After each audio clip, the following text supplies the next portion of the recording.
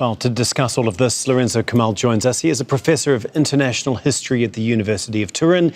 He joins us from Rome. Thanks very much for being with us once again. First of all, the UN is calling what is happening here in the West Bank collective punishment. How would you describe it? Yes, it's something that very deep roots. So Israel is already annexing the West Bank, and somehow little interest in having a formal declaration.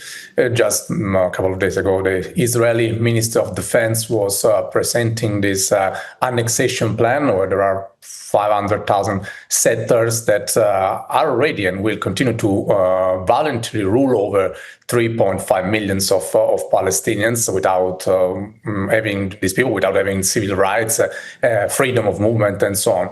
But what is important is to understand the narrative that is used in order to foster that. That goes well beyond Hamas and so on. Just yesterday evening, Israel Minister of Energy, Eli Cohen, was making a post on X in which he wrote that the land between the Jordan River and the sea, there is only place for a Jewish state, so only the state of the Jewish people, because this was the land of our forefathers. This is something that has been said by many top Israeli political figures. And this is the normalization of suprematism that is based on a selective use of history that starts and ends when it suits ideology. So this approach posits, for instance, that the region history started with the ancient Israelites and that all earlier and later history has been somehow absorbed by them. But a city like, for instance, Jericho, Ariha, is where the Natufian culture was thriving for millennia, is 12,000 years old.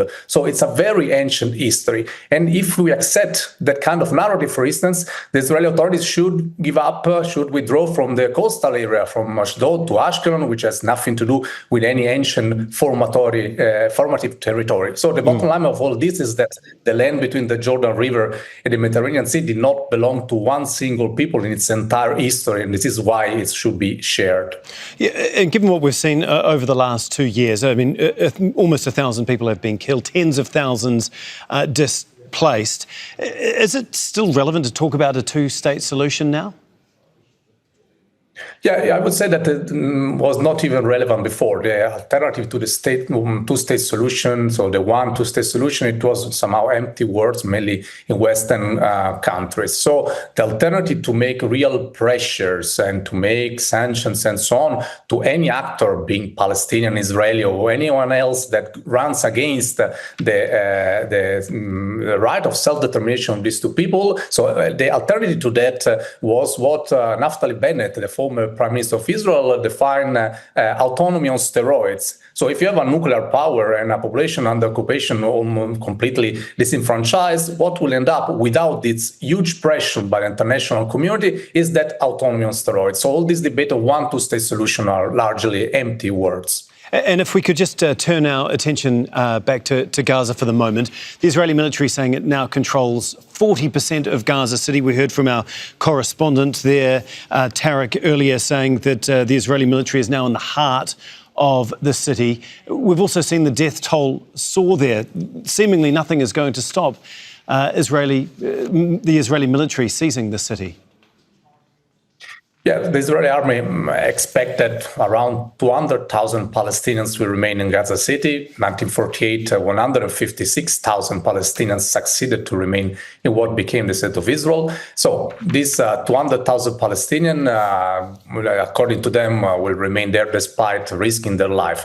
A few officials in the Israeli army have also pointed out that the demolition of Gaza City, both above and below the ground, like it happened in Beit Hanoon and Rafah and so on, could take months, if not more than a year. But that said, I want to remind you that precisely 85 years ago, Yosef Weitz, that was the director of the Lands Department of the Jewish National Fund, wrote that there is no other way than to transfer the Arabs from here to neighboring countries, to transfer them all.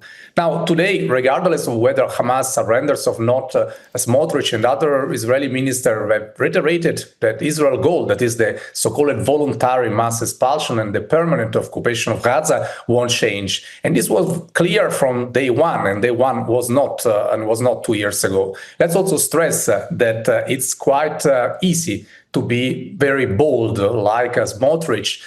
When you receive $13 billion of weapons from Washington, without that weapons, figures like Smotrich would be much more humble. If you let me make a parallelism, it's like sport. You use doping maybe in sport, so you fight and compete, but with a trick. You know that without that trick, you would not most likely win. Indeed. Lorenzo, thank you so much for your time and your insight. We do appreciate it. Lorenzo Kamel for us there in Rome. Don't miss out and get the full picture. Subscribe to Al Jazeera for reliable news and expert insights. Like, share, stay ahead.